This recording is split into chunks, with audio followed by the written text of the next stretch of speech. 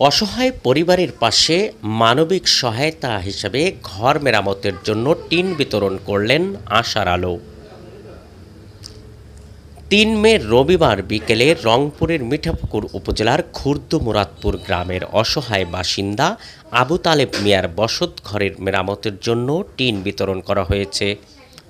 দমদমা আশার আলো ভোগ্যপণ্য সমবায় সমিতি লিমিটেড এর চেয়ারম্যান মোহাম্মদ নাহিদ হাসান এই সহায়তার টিন তুলে দেন আবু তালেব মিয়ার হাতে।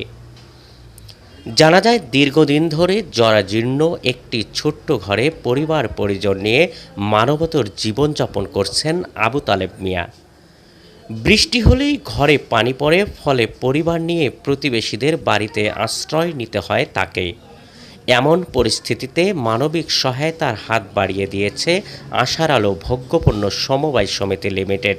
সংগঠনের পক্ষ থেকে টিন বিতরণের পাশাপাশি সমাজের বৃত্তবান ও সহৃদয় ব্যক্তিদেরও পরিবারটির পাশে দাঁড়ানোর আহ্বান জানিয়েছেন।